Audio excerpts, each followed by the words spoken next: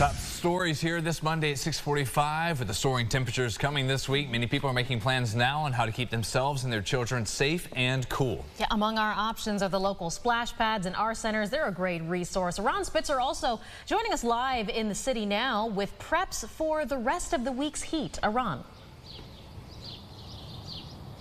Yes, the Rochester City School District has made significant scheduling changes this week because of the heat. Now, that includes the cancellation of all after-school activities. Mayor Malik Evans also announcing the continuation of the city's cool sweep operation in an effort to keep people comfortable and, of course, safe. City art centers, libraries, and spray parks have also extended their hours through Friday as the anticipated heat is expected to make its way in. Students and families can escape the heat in air-conditioned facilities or spray parks. Lunch will be provided for families throughout the day. As for RCSD, pre-K through grade 8 students will operate on an early dismissal schedule. This will start tomorrow as well and carry out through the remainder of the week. The district notes students will be provided a lunch before they are sent home. High school students will continue to report for scheduled finals and regents exams, with the addition of fans in place to keep air circulating while students and staff are at school, and recommending students dress in light, breathable clothing. And the city of Rochester, along with RCSD, did note that school buildings and libraries will be closed on Wednesday in observance of Juneteenth. Guys, back to you. All right, thank you so much for that, Ron. Well, as we were talking about this weather continuing to heat up, school districts in the future may end up canceling class altogether for what could be called heat days. In Albany, a bill recently made it through the House and the Senate. It would require public schools to take this action, such as turning on the AC for sure, or fans if the room temperature hits 82 at any point. If the temperatures make it to 88 in a classroom, students and staff would not be allowed in there, at least according to the legislation. That bill, still just a bill, it is now going to the governor's office waiting to be signed. And with this upcoming spike in temperatures, News 8 catching up with O Mechanical in Bergen. They do plumbing, electrical, and heating and cooling, so they're the experts. Luke Giannoni has been in business for more than 20 years. He says that every summer they see a big increase in the number of calls they get around hot weather. It might be for installations, day of repairs, or preventative maintenance. We asked him about some of the most common sense things you can do just to make sure your AC will work as you'll need it this week. Just keeping your system set low at a constant temperature.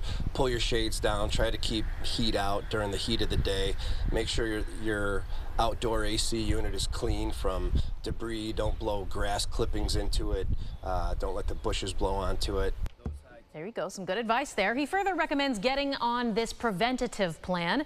He's brought in extra staff, he says, from around the service area, making sure they have enough technicians as they will be responding to 24/7 service. A lot of people will be checking out their local pools to keep cool, and the YMCA of Greater Rochester has announced $1 million in new funding from the state budget will help with lifeguard recruiting and training in the future. Since COVID, there's been a shortage of aquatic instructors at a lot of places, and to keep the pools running all summer long, they need those lifeguards every day. Just last year, Ys around the state provided more than 150,000 swim lessons with these guards for kids. So our pools can't operate without lifeguards. We need to ensure that we have adequate staff because there's so many people who use these pools and rely on them for summer fun. So in order to offer as many swim classes as our families need and keep our pools open, we need to have as many lifeguards as possible. Ys in the region are also now officially opening their pools for the start of their summer season. Well, we keep talking about heat, so it's a good time to remind you, take care of your pets. We know it can be certainly very dangerous for them. As the Animal Protection Agency says, it's important to limit time outside, maybe with the pup taking a walk, as it's very easy for them to overheat. Make sure to take them out for that walk earlier in the day, they say. It's not too warm then, as well as watching that concrete. It can burn the paws. You want to make sure that there is plenty of water available for all your pets to stay cool. If you notice your dog overheating, one common misconception is spraying them completely down with water. That can actually trap the heat. So you want to just spray their paws down because they don't sweat like we do. Spraying their paws down is how they sweat. Good point there. And the experts say that some signs you want to watch out for if your dog might be overheating is if their tongue is sticking out too much, if they're panting, do they seem lethargic or maybe not as energetic as normal. Make sure you pay attention. And if you have a kiddie pool or some ice, it's maybe recommended set that up in a shaded area and let the pups cool off on their own time. And please, please do not leave them in the car for 1 minute, 1 second, especially on a week like this. James, heat advisory. Occasionally now and then we'll get it for an afternoon, maybe 2 days, but this is for the week just about. Wow, yeah. That means National Weather Service thinks our heat index gets to 95 is their threshold. The excessive heat warning, that's when that number gets to 105, could be possible. We may see that upgraded if things continue to trend in that direction. Dansville 71 right now, Airport at 68, Penn 66. We've got those numbers that will climb quickly well into the 80s, and expected first 90-degree day today. We'll take a look at the 8-day forecast in just a bit. Brennan, how are the roads looking this morning? In terms of accidents, James, our map showing up green. We don't have any heavy congestion building, but a lot more traffic volume there since our last sunrise traffic update on the west side. Of note, some construction that's still ongoing. 590 south over in the Winton Road area, getting to the split with 390. That work is a big project and still ongoing. More traffic updates coming up here throughout CBS Mornings. Turning back to our headlines, we're still working to learn more about the name of this person killed in a crash on Fairport Road in Pittsford this weekend. Deputies tell us there was a car going west on Fairport Road, ran through the eastbound lanes through the 490 off-ramp, and then hit an embankment. This was just after 4 a.m. Sunday. Deputies say the driver of the sedan was the only person in the car, and that person died right there at the scene. We will learn more from deputies, we're told, once the victim's next of kin have all been notified. Funeral services for World War II veteran and former teacher at RCSD Bob Al Perchetti began today. Calling hours at Harloff Funeral Home in East Rochester this afternoon from 4 to 7. Perchetti, as we reported, we shared his story before and then learned he died at the age of 102 while on a trip recently going to Normandy for the 80th anniversary of D-Day. His funeral is tomorrow morning. That mass at St. Jerome's Church beginning at 10 o'clock. Happening today in court, the man found guilty of a 2021 murder in Rochester expected to appear. 33-year-old Whitney Morris was convicted of stalking the victim, 51-year-old Christopher Porche, before shooting him on North Clinton Avenue. Porche died 3 days later. When Morris was arrested, he was already on parole for a conviction of a criminal sex act involving a 7-year-old girl. That court appearance will be at 9:30 today for a motion. Also in a few hours, it is the sentencing coming down for Troy Jones, the man convicted of a Rochester murder on Genesee Street in 2021. That day, police say they found 22-year-old Brandon McCleary with multiple gunshot wounds, and he died later at the hospital. Jones will learn his fate when he's due in court at 11. The man arrested for a January shooting in Rochester will be sentenced today. 22-year-old Tevin Benjamin Foster charged in connection to a Murray Street shooting that left a 25-year-old man in the hospital. He has been convicted of attempted murder, robbery, and weapons charges, due in court at 9:30 today.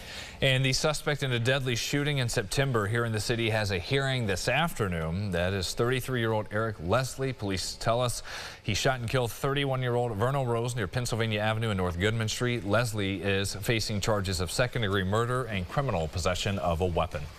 The Goodwill Clearance Center on Jefferson Road has reopened, although it's a work in progress after this water main break last week damaged the facility, as well as a number of the donated items inside. Officials with the company tell us they certainly didn't expect to wake up to 6 inches of water flooding the building. And even now, after reopening, cleanup's going to be a long time going. So they add, be patient, and there are ways you can help the facility get back on track. Patience from the community is so important. The warehouse is not back to full operation, so it'll impact our store and donation center experience. We're just not able to really provide the same level of support that we normally can. Well, the Goodwill of the Finger Lakes asks for the public's help laying out what they need to recover from the flooding. There is a link to show ways to support and maybe even volunteer at rochesterfirst.com. What a huge weekend for the Rochester Red Wings. Starting off Friday night, the record crowd. They went up against Yankees ace Garrett Cole, and then Saturday, Sunday, lots of people at the ballpark as well. Just less than 37,000 fans were at Innovative Field for the series, the largest attendance over a 3-day stretch going back to 1997. And Rochester capped it off with a big win Sunday afternoon for Father's Day at home, 8-1. to close out that series. And James are off today. Then they begin a week-long series at Syracuse where, yes, it'll be just as hot there as well all week. Yeah. Everything's going to get taxed a little bit this week for what it's worth, but it is also earlier in the season. So I think RG&E should have no issues distributing the power and making sure that AC. I don't expect any outages. We hope. Here. But it's still something to watch out for. These are actual temperatures. Heat index, what it feels like, will be over 100. I think at times throughout just about every day this week. Summer officially begins, the solstice there on Thursday, and then we finally see those numbers come back down as we get into Saturday and Sunday. So stay cool out there as much as you can. Drink a lot of water as well, and just find ways to try to stay not too hot. Wear that sunscreen, too. Definitely. I think a lot of folks forget it. Yes, have that on, reapply it, because we got Juneteenth celebrations midweek, Jazz Fest, too, so people will be out. Stay cool, everybody. We're back here in 30 minutes.